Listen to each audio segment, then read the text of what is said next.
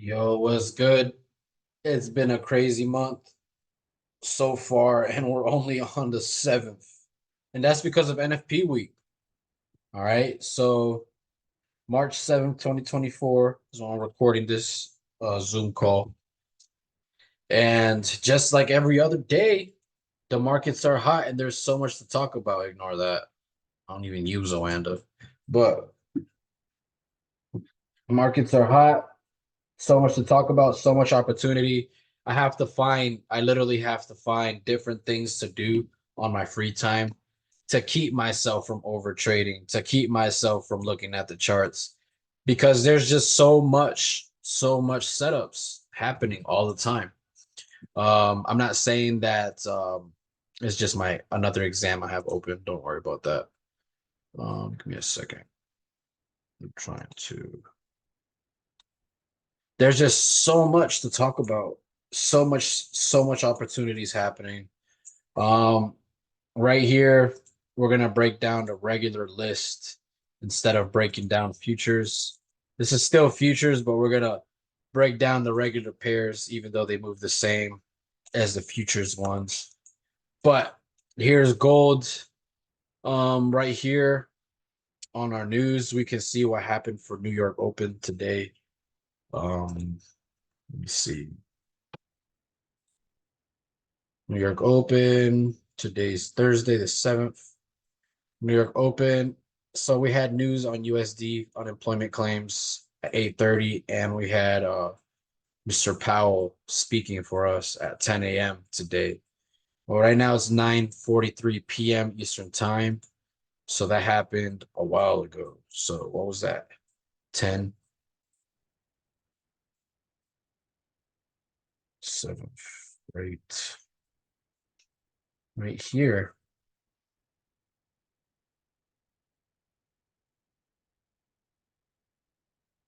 Go to smaller time frame.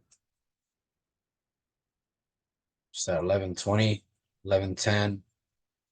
Right here is 10:25.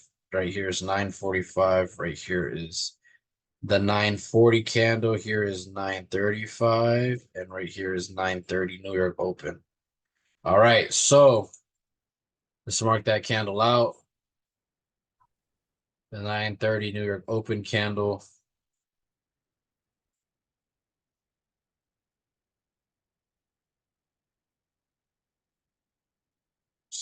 This.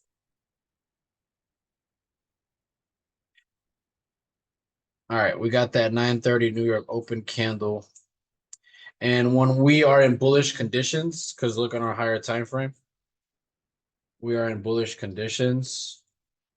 So on our higher time frame, on our 1 hour and our 4 hour, we're in bullish conditions. So when we're in bullish conditions and we have news, we have to buy below the open of the New York Open candle. So you have to buy below the open, right? John Fibonacci, props to him teaching that. I think he learned that from some authors that he studies, or I don't know where he learned that from. But here is the 9:30 candle. 9:30 candle for gold. I didn't trade gold today, by the way. We're just looking at what happened hindsight with gold. So 9:30 candle right there on the 5 minute. 9:30 candles marked out, even though we're on the 1 hour. Coming back to the 15 minute. Market comes and taps this last down candle before this up movement. See how it looks on a 30 minute. Last down candle before the up movement. And exactly at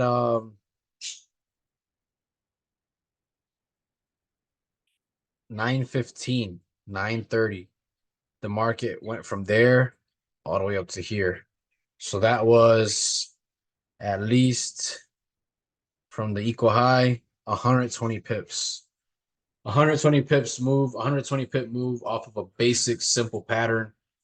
And these patterns are happening all the time.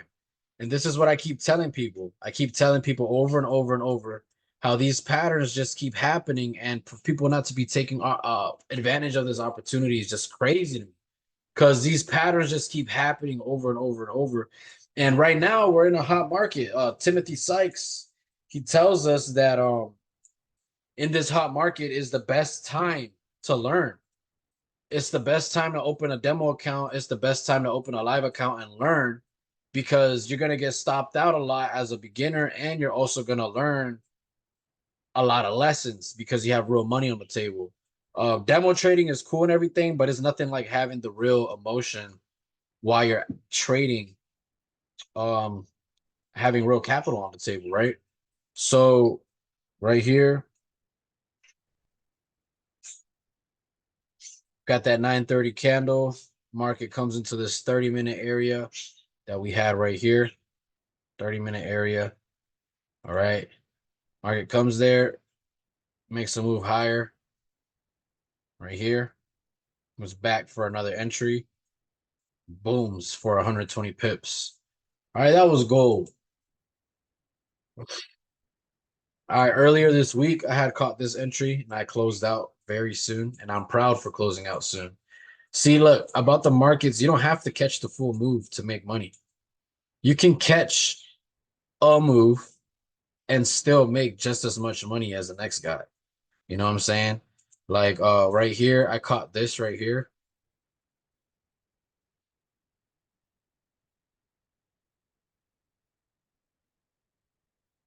This area right here, I caught it because on a lower time frame, we had a break of structure to the upside. So right here on a lower time frame, this area right here got broken.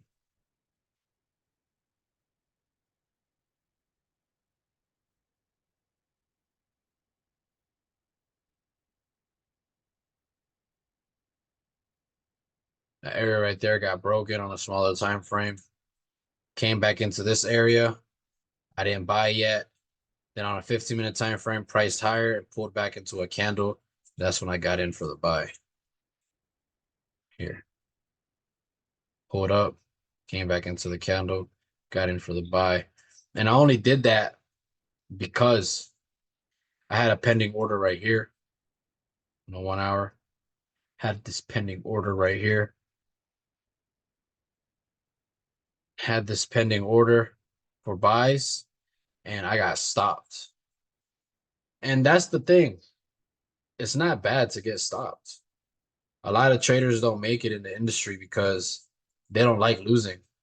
I don't like losing either. Don't get me wrong. I mean, no one likes to lose. But it's like in this game, what works in the real world, always being a winner or whatever, isn't going to be the same rules that apply here. So it ripped through my stop loss. I was able to keep a level head and not let the loss affect me. And I looked at lower time frame after it wiped these equal lows away.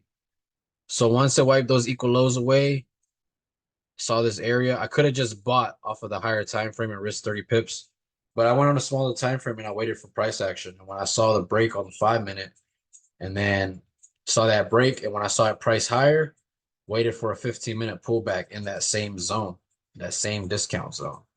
So this is basically what I saw here on the 5-minute and on the 1-minute time frame. We have a break,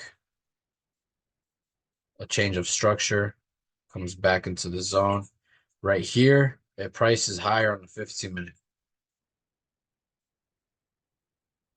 Right here, when the price breaks this high right here, right, that's confirmation that you're pricing higher. So on the 15-minute, waiting for a pullback.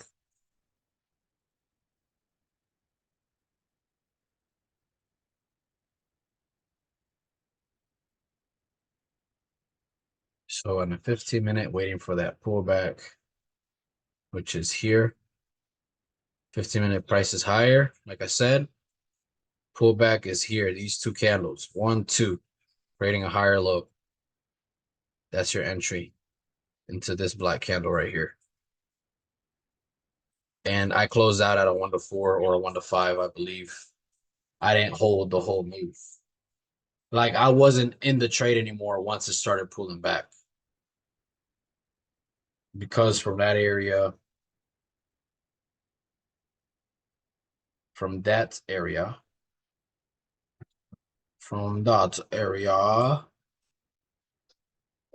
that was already a 1 to 4 or a 1 to 6. For my entry, holding the whole move, which I didn't do. I did not hold the whole move, but I held most of the move. Delete this. Delete this. You'll see that the line hits exactly on that candle.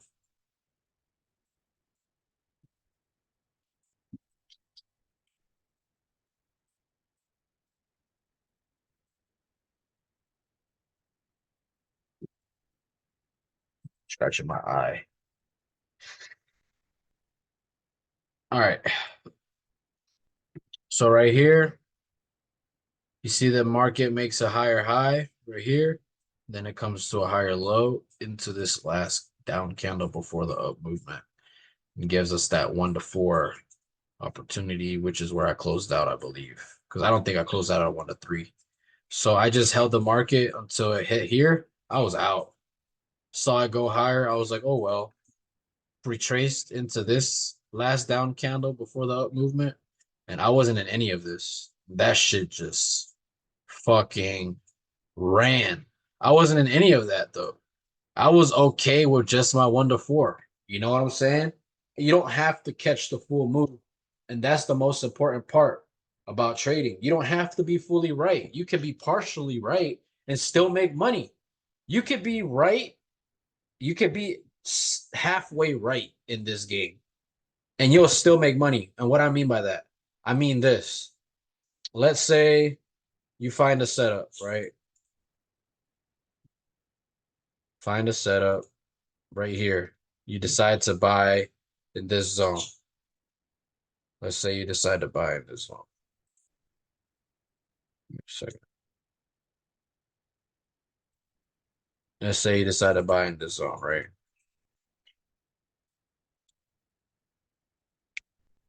All right. And the market ends up doing what you want it to do. You bought in this zone. All right. And it goes up. Okay.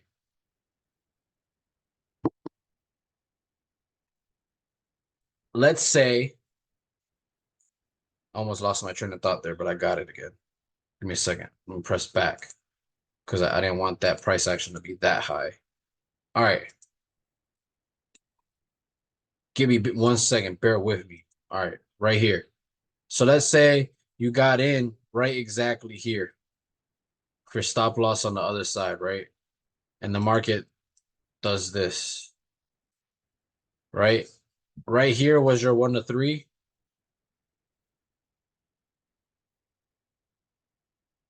Let's say right here was your 1 to 3.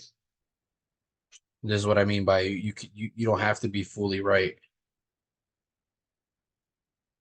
See, right here was your 1 to 3. See, 1 to 3.8, 1 to 4. I was almost there. Been doing this for a while now, so I can kind of measure what a 1 to 3 looks like. All right, so let's say you held it to a 1 to 3, so you held it only to here, and you closed. All right, you say you close, right?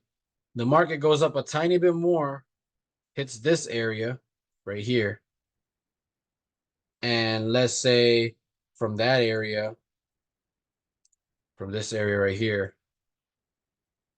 Oh, that was bad. Hold up. Give me a second.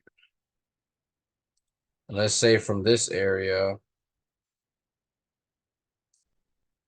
the market decides to reverse, but you already closed your trade at a 1 to 3. And this is what I mean by you don't have to be fully right in the market to make money. So the price reversed, but you're already out of the trade. You still made your profit, but you wasn't even fully right with the market direction. And that's what I mean. You don't have to be correct in where the market is going. You can be halfway right, or you can be somewhat right, or you can be right for 45 minutes and then you close your trade and then you made your profit for the day.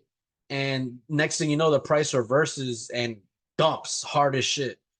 But luckily you collected profits already because you were following your trading plan and it didn't even affect you. You were like, ha, even though I was wrong, at least I still pulled money out of that move. You know what I'm saying? So that's what I mean by you don't have to be fully right in the market to make money because this little move was a 1 to 3. All right. So you're risking 4 points to make 10 points. That's a 1 to 3 right there. All right, 3.4 to make 10.7. All right, so we'll delete all this. All right, break down one more play that I got into for today. It was on the British pound futures. All right, but we're gonna break it down on GU because it's the same thing. And with this, I'm gonna end the video. All right, I already have it marked out. So right here, I wanted GU to sell, and I got stopped on the sell, believe it or not. I had a sell position open on GU right here. I had a sell position open on GU, and I woke up in the middle of the night or something like that. I don't remember what exact time it was, but I woke up when price literally came up into here and fell from there, and I was in a little bit of profit. Okay, that happened, right? When I saw this price action, something in my gut told me to switch my position. So when I saw this lower high right here, this higher high, higher low, into a lower high, into a new low, and I saw that this price action close above that, I was like, I don't think this is gonna be a sell off that 4 hour time frame. I think we're gonna price higher. So when we pulled back into this 15-minute candle right here, this last down candle that it left, I was already in right exactly here. I was in. All right. So right here, we mark it out. The brush, I was in right here. And I fell back asleep. Okay. I was in the market. What it ended up doing was this almost stopped me out, but didn't. I had my stop loss on the other side of this candle right here. Almost stopped me out and it flew. Gave me a 1 to 4, 1 to 5. Okay. So right here at a 1 to 4, I was already break even and I already collected profits.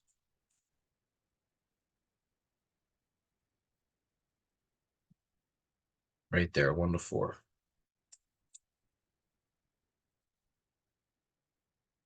But I wasn't out, but I had to reverse my position.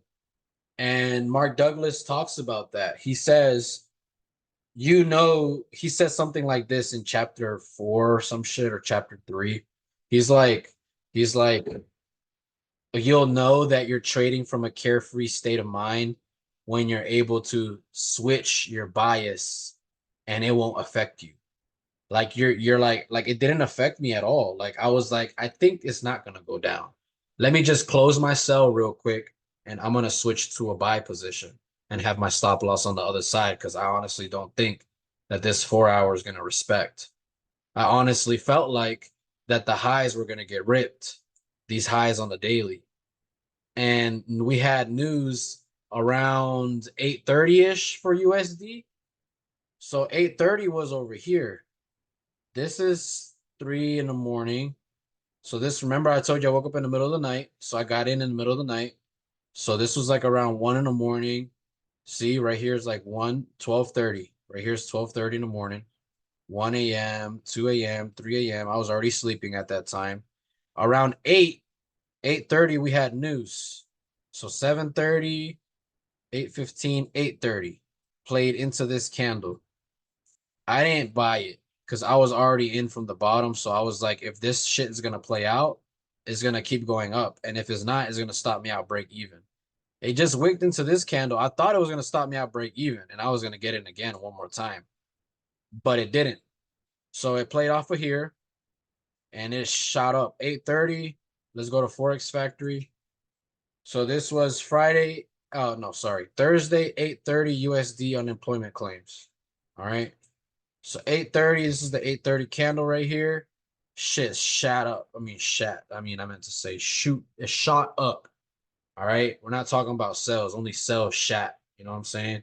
But listen, so right here, close out the position because I was like, Come on, if I'm not closing out a 1 to 4, I'm being greedy. So I closed out the 1 to 4, and after that, the market just kept dancing. It hasn't been doing anything since. So, those are the plays for this week that I got into. Completely ripped, disrespected these 4 hour lower high points. But yeah, man. Um, Shit, y'all know where to find me. Y'all, everyone that's in my Telegram group, you can just message me. If you want to join my Telegram group, you can personally DM me. My DM is gonna, I mean, my Instagram is gonna be on the bottom in the description. This will be uploaded to YouTube and this will be recorded. So I hope everyone has a good night and I hope you learned a lot today. Peace.